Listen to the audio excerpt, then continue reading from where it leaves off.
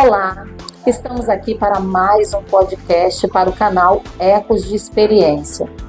O meu entrevistado de hoje, ele é pai, é esposo, é obreiro da Casa do Senhor, é escritor e é também o fundador do projeto Casa de Misericórdia. O meu entrevistado de hoje é Wagner Medeiros. Olá, Wagner, tudo bem? Olá, tudo bem? Graças a Deus, é uma honra muito grande. Gratidão é a palavra que eu expresso no meu coração por esse momento. Esse momento é um dos cumprimentos de promessas de Deus na nossa vida. Eu que me sinto honrada, por você aceitar participar desse podcast. E hoje nós vamos saber um pouco da sua história. Acabei de comentar que você é fundador do projeto Casa de Misericórdia.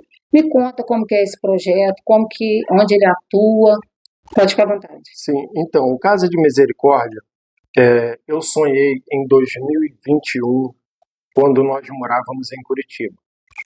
E eu acordei com um sonho, tendo Tiago 1,27 aparecer no sonho, que diz que a verdadeira religião é cuidar dos órfãos, das viúvas e guardar-se incontaminado do mundo.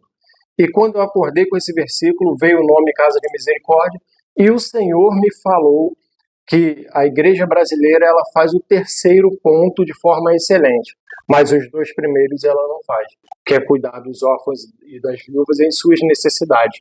Então o Senhor meio que me tirou de dentro desse terceiro ponto para fundar posteriormente, isso já aqui em Curitiba, ou seja, quase 4 anos depois, fundar o Casa de Misericórdia. Então o Casa de Misericórdia hoje atua não é legal ainda, não está legalizado, porque no Brasil, infelizmente, nós temos algumas questões financeiras a mais e burocráticas. Então, hoje, ou eu ajudo pessoas e organizações, como nós fazemos, ou eu regularizo o projeto. Então, eu não tenho hoje condição financeira, por enquanto, de regularizar o projeto.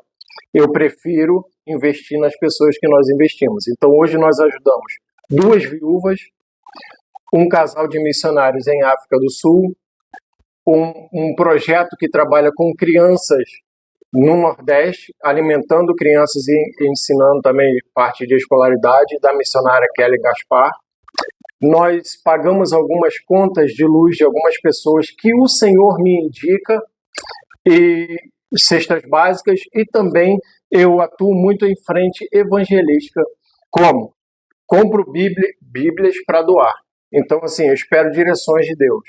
A última remessa de bíblias, o Senhor me direcionou para dar bíblia para frentistas de posto de gasolina. Agora eu quero que você vá evangelizar os frentistas. Eu fui em 2 postos e testemunhos que surgem na hora, pessoas agradecendo, pessoas falando que estão desviadas, o Senhor liberando através da nossa vida a palavra profética para a pessoa, e outras frentes evangelísticas que a gente faz também. Fiz evangelismo com bombons no Dia das Mães, e tudo sai de dentro do projeto. Então o projeto é meio evangelístico, tem a sua veia evangelística e tem a sua veia de cuidar de órfãos e viúvas. Wagner, como que funciona esse projeto? Com que recurso ele funciona? Então, o projeto Casa de Misericórdia, ele funciona com alguns doadores. Na verdade, são 4, e após esse domingo nós fizemos uma ação onde está crescendo o número. No caso, sou eu, minha esposa, minha sogra e um filho na fé que eu tenho lá no Rio de Janeiro. Então, nós mensalmente doamos para o projeto uma determinada quantia que o Senhor coloca no nosso coração. Algumas pessoas fixas, e outras doam quanto desejam ali no coração, e assim, entra e sai. Entra mensalmente e sai mensalmente, ou semanalmente, de acordo com as direções do Senhor. Então, o projeto hoje, ele sobrevive com 4 pessoas no ano, com promessas de 1 mais 2, porém, assim, é algo realmente pela fé mesmo. Tem 4 pessoas que doam fielmente todo mês para o projeto. E é dessa forma que ele sobrevive. Dessa forma. E a gente estava conversando fora das câmeras, e você estava me dizendo como que Deus te direciona, né? Sim. como que ele te mostra quem precisa, quem não precisa. É a misericórdia de Deus mesmo, né? E é o mesmo que provê para o projeto também poder abençoar outras pessoas. Uma ressalva. Eu iniciei falando sobre o projeto, falando que aqui em Curitiba, mas não, o sonho foi em Curitiba, quando eu acordei sonhando, e o cumprimento foi aqui em Rio das Ostras, 3, 4 anos depois, né? 2021 foi o sonho, começamos o projeto tem 1 ano e 4 meses, então 3 anos depois veio o cumprimento do sonho aqui em Rio das Ostras. Sim, e quem tiver interesse em se juntar a você nesse projeto, tem alguma forma, ou a gente pode colocar também depois, né, o endereço, alguma forma de te ajudar. É necessário? Seria uma boa... Com toda certeza. E nós vivemos pela fé. Então, toda entrada que vier é muito bem-vinda. Então, o que hoje nós fazemos? O Pix que a gente utiliza é uma conta particular minha, justamente por não estar o projeto regularizado.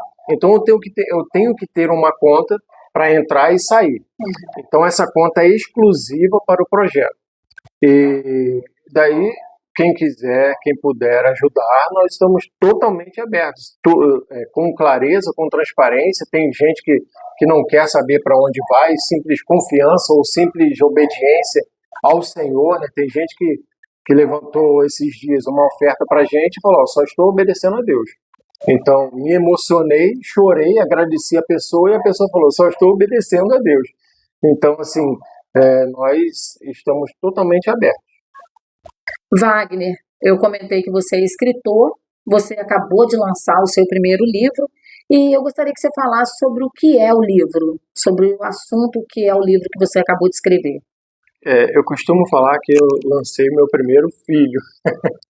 Aqui está Fundamentos do Evangelho. Então, esse livro, ele é direcionado exclusivamente para novos convertidos, porque ele trata realmente de fundamentos, de bases do Evangelho. E a gente recebemos do Senhor, aqui a questão da capa, é como Sansão estivesse tentando derrubar as pilastras, os pilares do templo e não conseguindo. E a frase que o Senhor me deu para colocar na capa foi: um cristão fundamentado na palavra, nem Sansão derruba. Então, ele é voltado para novos convertidos, porém, tem uma veia muito evangelística, porque logo nos primeiros capítulos eu falo sobre salvação.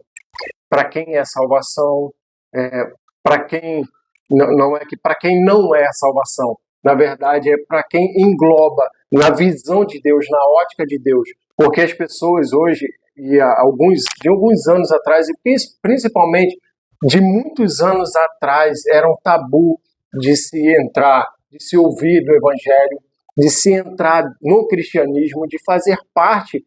Então, que história é essa de salvação? Se eu não posso entrar numa igreja, talvez de bermuda, se tem formalidades para eu entrar num lugar que se fale de salvação, então não é para mim. Então eu tiro essas dúvidas dentro do livro. Para quem é salvação? A salvação é para as crianças. Porque de tal forma Jesus ama de tal forma as crianças que os discípulos de Jesus tentaram tirar as crianças de perto dele e falou: ei, deixa elas aqui. Abraçou e abençoou elas. A salvação é para pessoas doentes, porque Jesus disse que ele não veio para os sãos e para os doentes. A salvação é para aquele que está na vida louca, lá no mundão mesmo, perdido, drogado, no fundo do poço. Foi esse que Jesus deu a vida, esse que Jesus amou até o fim, por esse que os cravos foram nas mãos de Jesus, encravados nos seus pés, a coroa de espinhos, né? João 3,16, a gente conhece muito, mas na hora da prática a gente meio que dá uma bloqueada. E quando João fala assim, ó, que Deus amou o mundo de tal maneira, é porque não tem palavras para ele expressar, de tal, não tem tamanho. E ele fala assim, para que todo amou o mundo. Não, Deus não amou os cristãos. Deus amou a humanidade, o mundo, não todo. Então, o livro também tem uma veia evangelística, uma veia para ganhar vidas para Jesus muito grande. E o terceiro propósito é que tem versículos descritos no livro, mas tem versículos que a pessoa vai ter que olhar na Bíblia. Então, já temos testemunhos em menos de uma semana de lançamento de pessoas que estão se reapaixonando pela palavra de Deus. Então, o terceiro e também não menor propósito é esse, de quem lê o livro se reapaixonar pela Bíblia, que é a palavra da verdade, que é a palavra de Deus, que é a nossa bússola. Não adianta a pessoa ler o livro sem a Bíblia do lado. Então, o livro é uma ferramenta e a Bíblia é o principal de tudo. São esses três propósitos do livro Fundamentos do Evangelho, do meu primeiro filho. Parabéns pelo livro. E eu gostaria que você falasse o que te motivou a escrever esse livro, como que surgiu a ideia, o que te deu esse desejo? Então, como a gente tinha falado do Casa de Misericórdia, e nós vivemos pela fé através de doações de quatro pessoas, eu comecei a pedir a Deus estratégias ou mantenedores, porque as necessidades cresceram assustadoramente. Pessoas próximas, conhecidas, dentro de igrejas que estão passando por necessidades financeiras. E o Senhor me mostrou essas pessoas, algumas pessoas desempregadas, pais de família que trabalham sozinhos, mas com necessidades de crianças dentro de casa para pagar uma mensalidade escolar com muita dificuldade. Então, eu falei, Senhor, ou o Senhor me envia mantenedores, ou o Senhor me dá estratégias. E aí o Senhor me deu a estratégia do livro. Ele falou assim, você vai escrever um livro. Só faltou eu falar para o Senhor assim, Senhor, o Senhor está louco.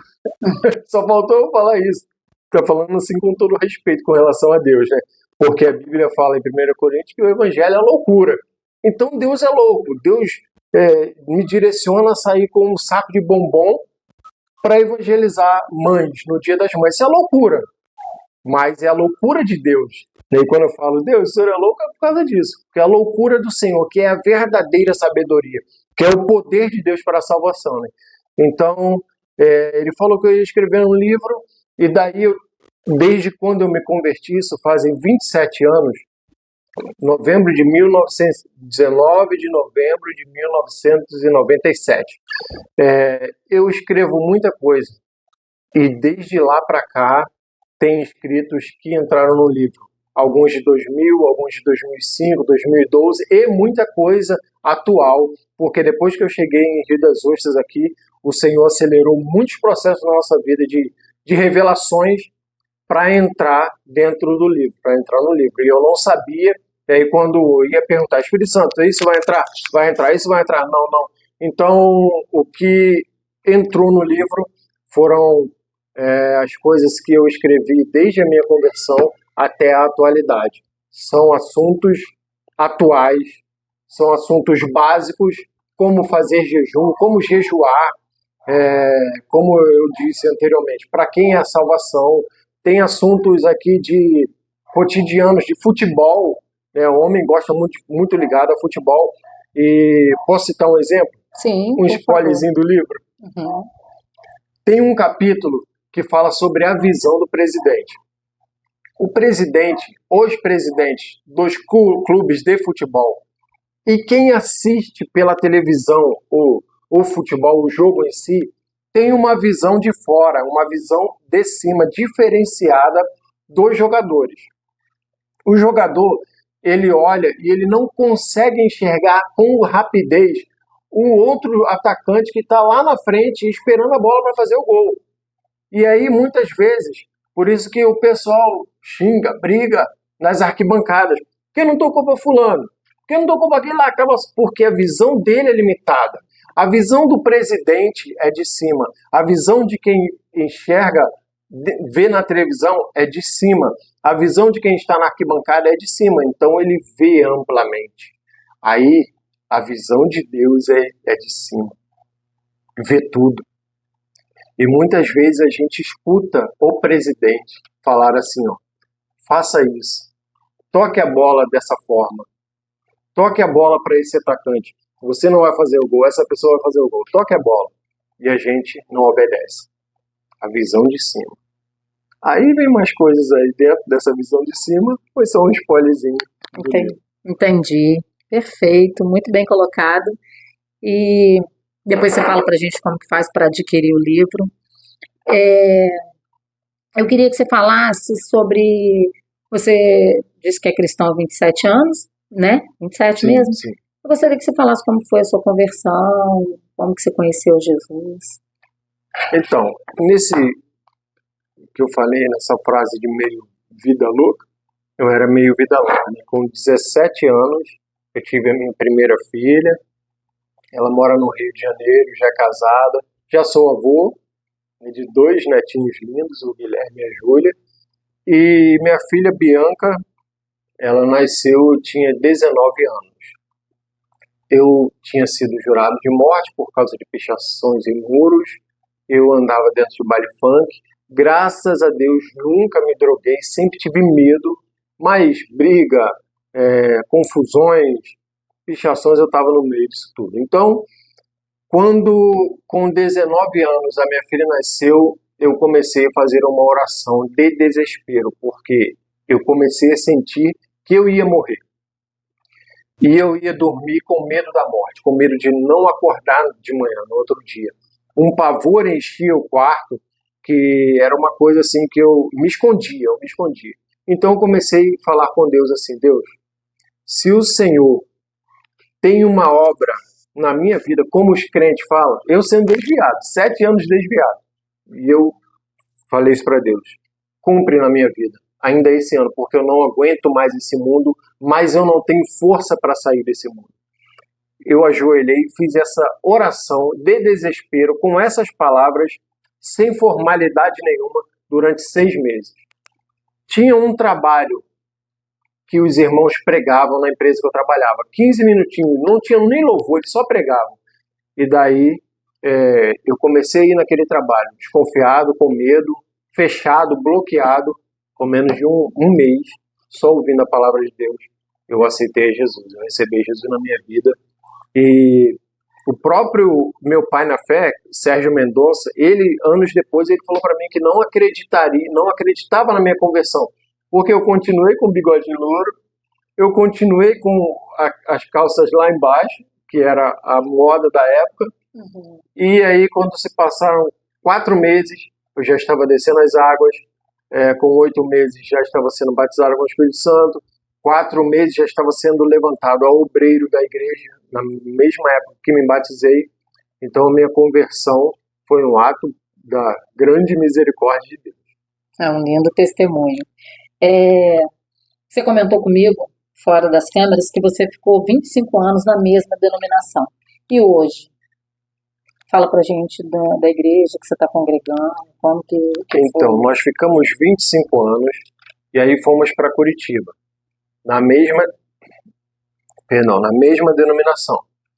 E aí viemos para cá debaixo também de palavras do Senhor, que era o tempo. Nós saímos de lá porque deu o tempo de Deus. Ficamos 4 anos e meio em Curitiba. Fizemos um trabalho, graças a Deus, lindo lá, de reconstrução de grupos familiares, né, que a gente trabalha com células. E depois de 4 anos e meio, o Senhor fala assim: agora é hora de voltar. Então, algumas coisas aconteceram para que nós viéssemos para cá, para Rio das Ostras.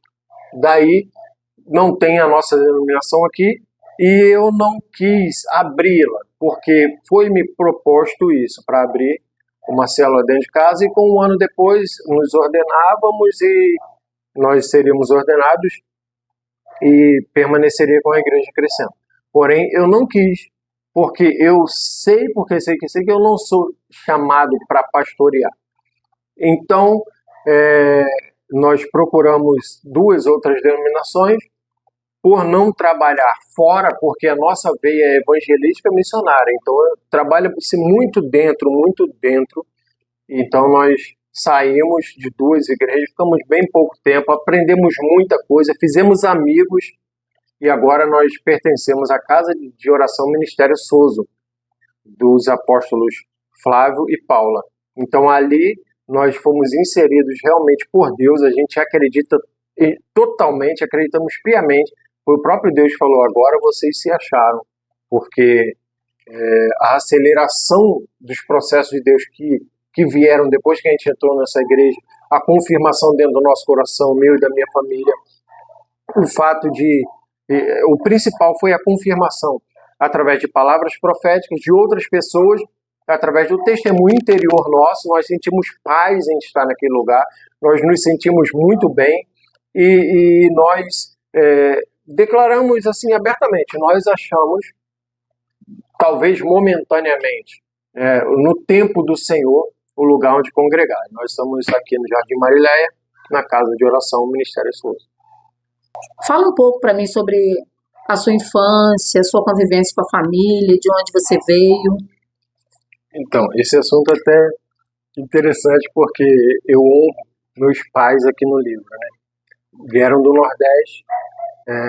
Meu pai ainda veio naqueles caminhões que eles traziam os nordestinos para cá, veio aventurar no Rio de Janeiro e acabaram se casando aqui e tendo eu e meu irmão. Eu sou mais velho, 5 anos mais velho que meu irmão, e nós moramos a vida toda em Duque de Caxias, a vida toda, entre aspas, né?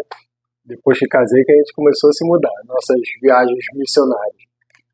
Então, assim, desde pequeno, minha mãe via coisas comigo, tinha visões, eu tinha visões.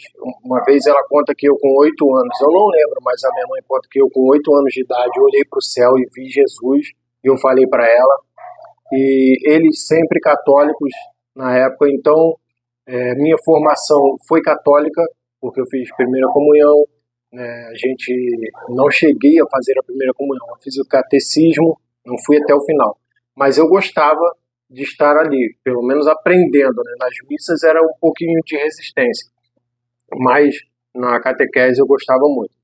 Então, infância foi muito bem criada, com uma educação de 2 pais nordestinos, sem muitos estudos, eles pararam na 5ª série, mas assim, de caráter fantástico, que meu pai me ensinou, através do exemplo, a ser totalmente trabalhador e não pegar nada de ninguém.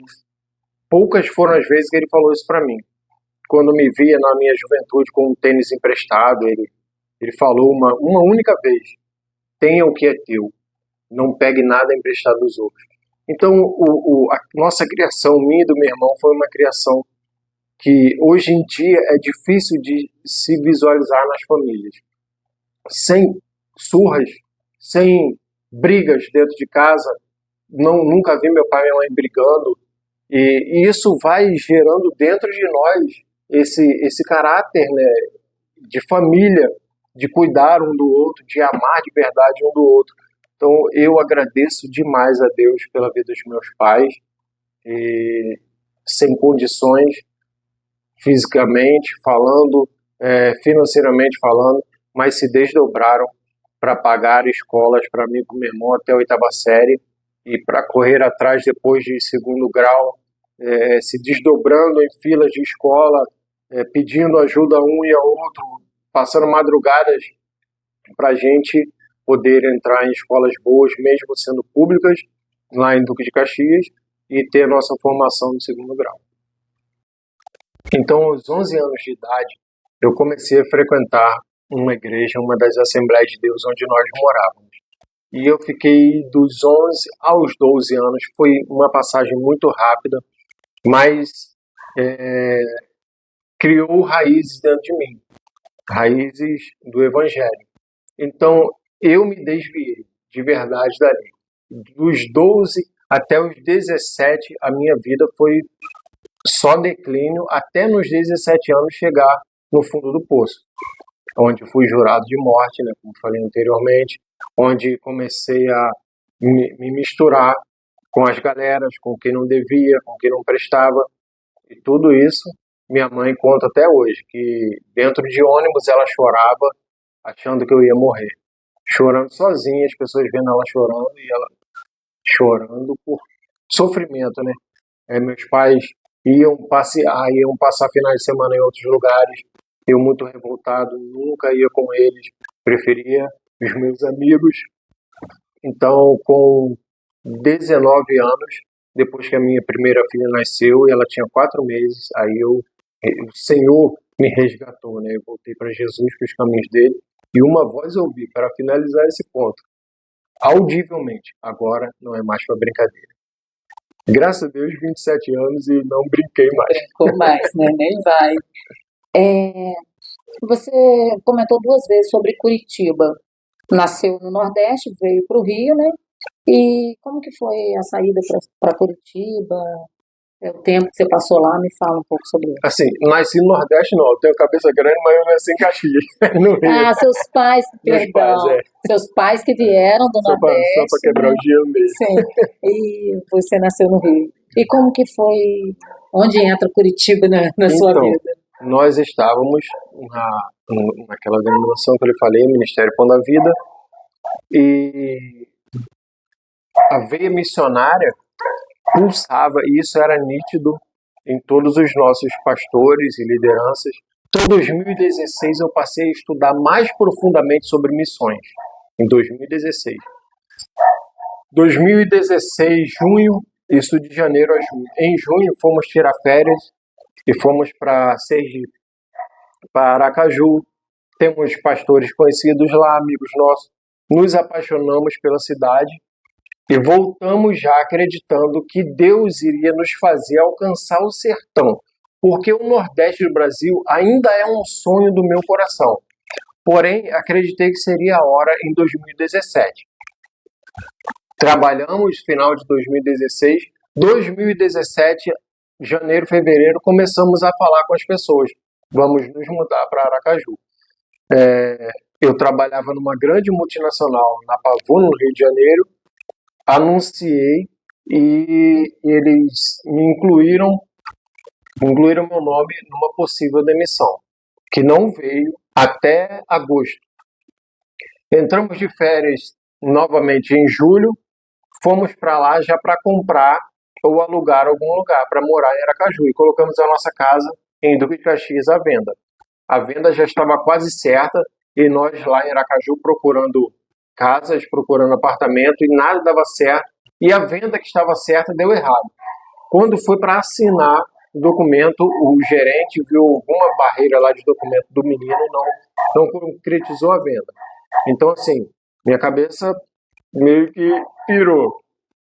Fui para um lugar, 2016, eu fiz um curso de barbearia, então eu poderia abrir uma barbearia. Eu mesmo trabalhando em usinagem, eu poderia abrir uma barbearia para sustentar minha família. Em 2017 era uma barbearia em cima da outra em Aracaju. Não dava. Usinagem, nem pensar. Petrobras lá de Aracaju quebrada por causa de questões políticas, etc. E então eu entrei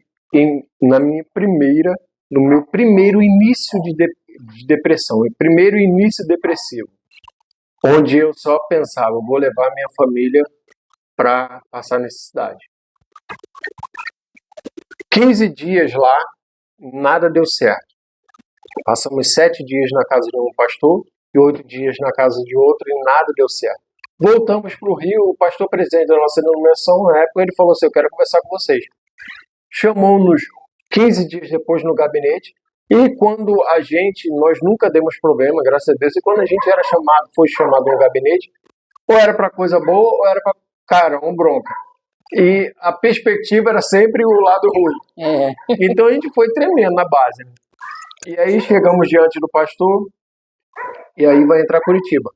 Ele nos elogiou, falou, quantos anos eu cuido de vocês? Na época, 21 anos, né, 2017. Eu falei, 21 anos.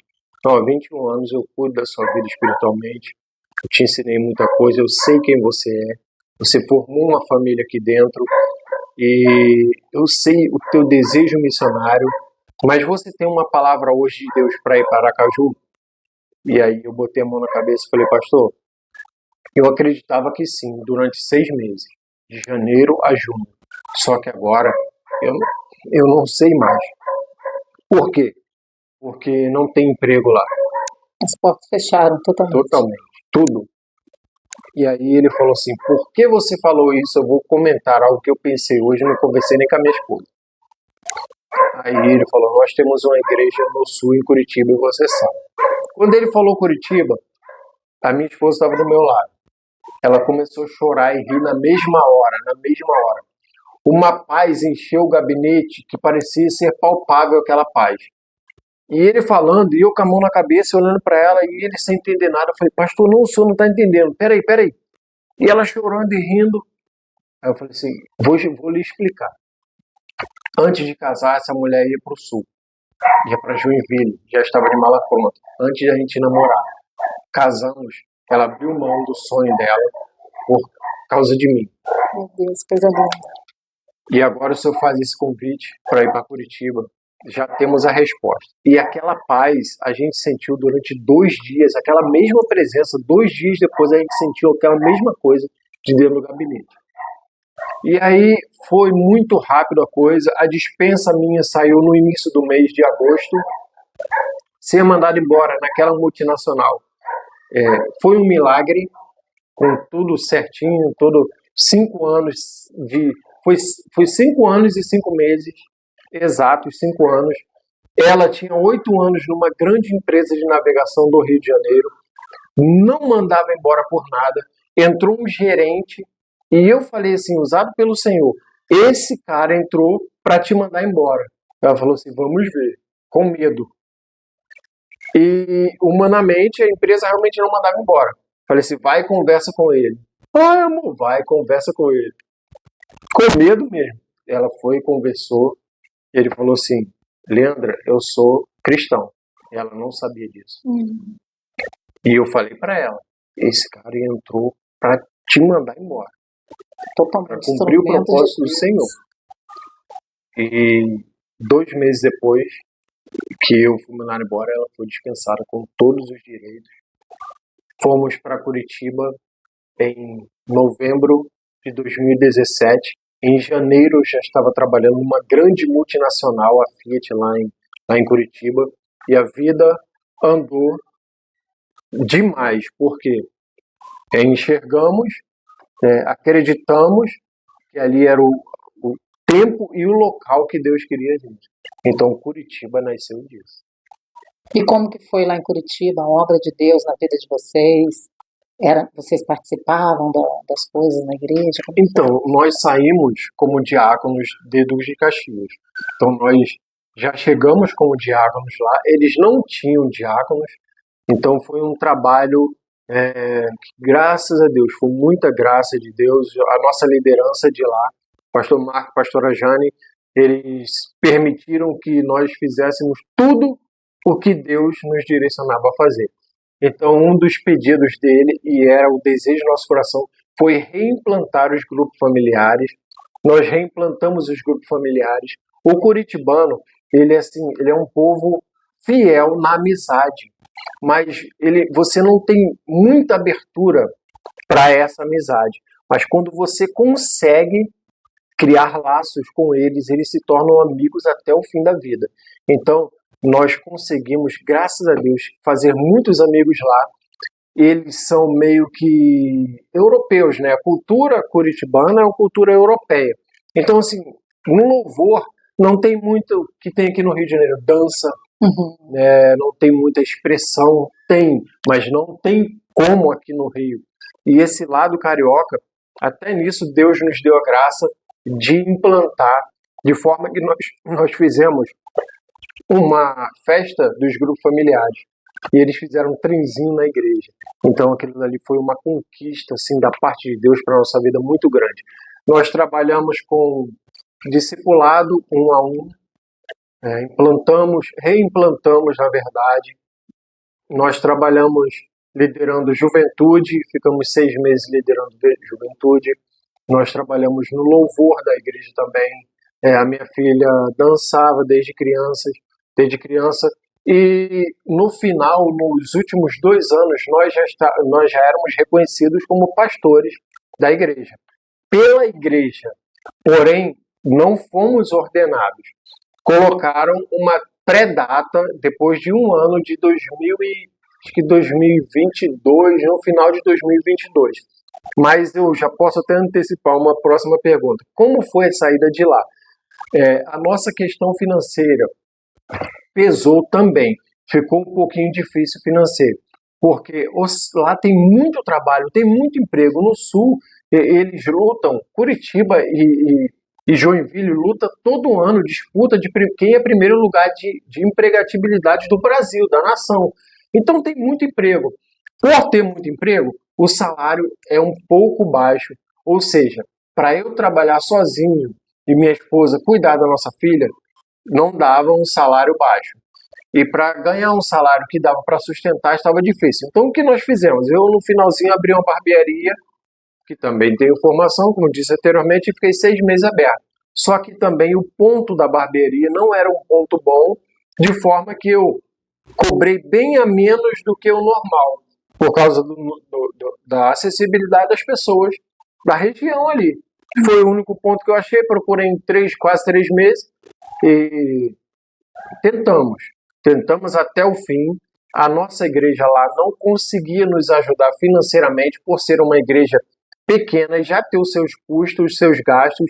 Então, eu não consegui segurar mais. Porém, isso tudo estava dentro do coração de Deus. É isso que eu ia falar, já era propósito de Deus o tempo da volta. Aí que está o tempo da volta. Nós não conseguimos detectar.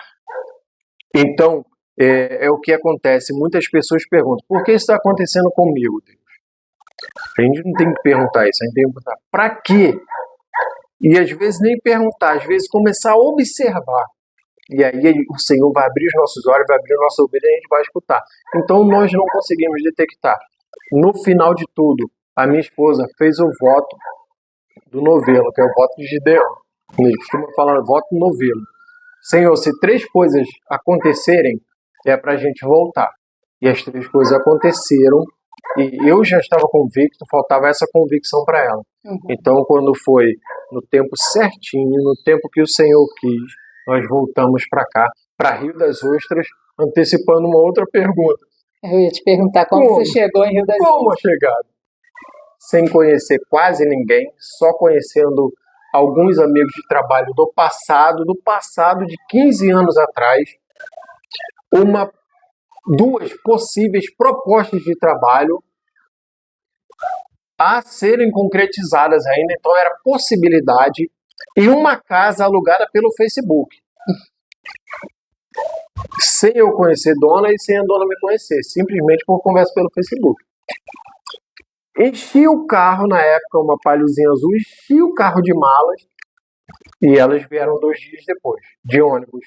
O ônibus quebrou e Deus foi tão cuidadoso que era um semileito, quebrou, vieram no leito. Disse que minha filha veio de lá até aqui fazendo massagem na poltrona do ônibus. Chegamos aqui 15 dias depois, graças a Deus já estava bem empregado, aceitei uma das 2 propostas, foi a melhor, a primeira proposta que a gente tinha mesmo concreta, era provisória de 40 dias, mesmo assim eu vim baseado nessa promessa de 40 dias. Né? E eu falei lá para minha esposa, se tiver que vender picolé na praia, eu vendo. Passaram-se 2, nós já vamos fazer 3 anos. Quando chegou 2 anos aqui, mais ou menos, eu falei para ela, nunca mais eu falo aquilo. Ela o quê? Eu falei que venderia picolé na praia, porque eu não sei o que é isso. Mas Deus é tão fiel, tão cuidadoso, tão misericordioso, que nesses 3 anos que nós vamos fazer, nós vamos para a 3ª empresa e em nenhum momento só saímos de uma empresa para outra melhor, de uma empresa para outra melhor. Em nenhum momento ficamos desempregados, em nenhum momento precisou, graças a Deus. Se tiver que fazer, nós vamos fazer, mas em nenhum momento precisamos vender picolé na praia. Wagner, você comentou agora há pouco sobre o seu sonho de alcançar os nordestinos, né, com a salvação, enfim, um trabalho de evangelismo, de missão nesse lugar. Além desse sonho, existe algum outro sonho, alguma coisa que você ainda não alcançou, mas tem desejado? Então, eu acredito que todo que tem chamado missionário e evangelístico sonha com vidas se convertendo. Meu sonho hoje maior é fazer esse projeto crescer. Porque quando esse projeto crescer, eu sei que eu vou alcançar muitos corações que estão dentro ou fora da igreja, mas que estão passando dificuldades. estão passando necessidades extremas para que, quando o projeto chegar nessas muitas pessoas, que é o meu desejo ardente, eu possa ser um instrumento, um canal de Deus para suprir a necessidade dessas pessoas. Pois nisto eu acredito e defendo a tese que consiste o Evangelho. Não é só em amar a Deus, porque as pessoas amam a Deus em primeiro lugar, acima de todas as coisas, com todas as forças, como diz lá em Mateus. Mas, na hora de amar o próximo, elas não amam como a si mesmo.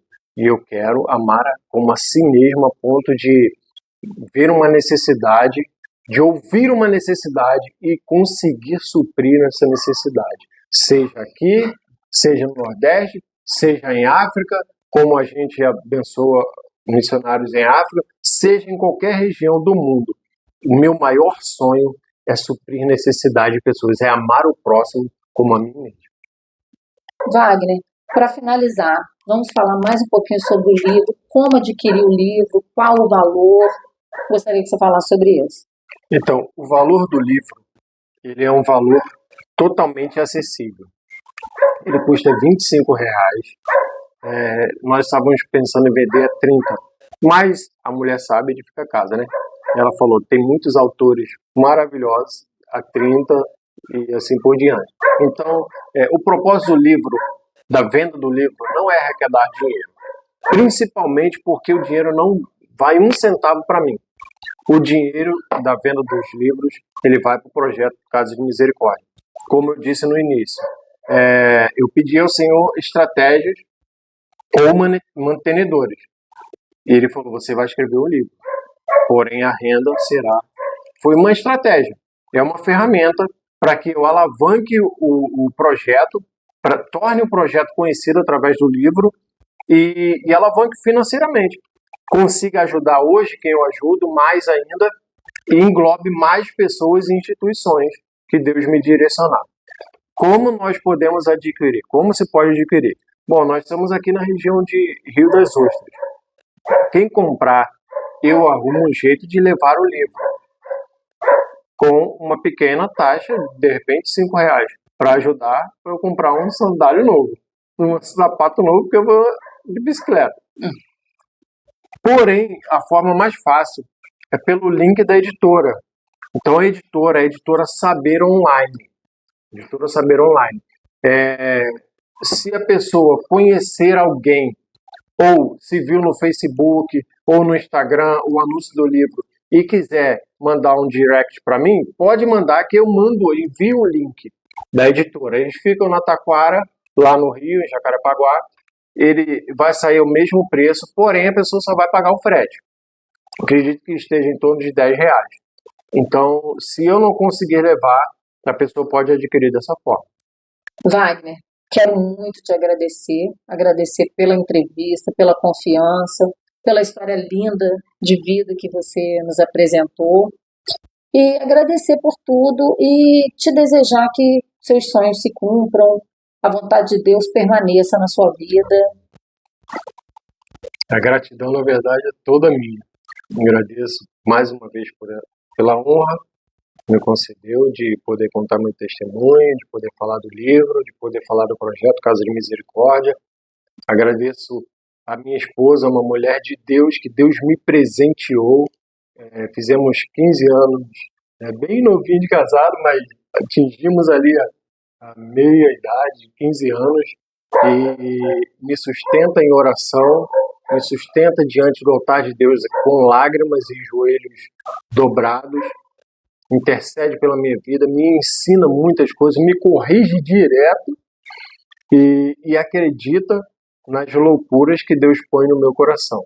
Porque para sair de um lugar estabelecido, Duque de Caxias, para ir aventurar em Curitiba, depois voltar para Rio das Ostras, só sendo mesmo uma mulher de Deus. E eu agradeço muito a Deus pela minha esposa, pela minha filha Ana, pela minha filha Bianca, por todos os meus amigos. Onde eu vou, eu faço amigos, é um dom que Deus me deu, né? E eu agradeço muito pelos meus amigos também. Um dos meus ideais, onde o Senhor me levar, onde eu morar, é fazer amigos. Nas empresas que trabalho, entre os vizinhos, nas pessoas da rua, nas igrejas que congreguei e congrego, um dos meus ideais é fazer amigos. Eu agradeço a Deus muito por isso. Amém, muito obrigada. E o nosso entrevistado de hoje foi Wagner Medeiros.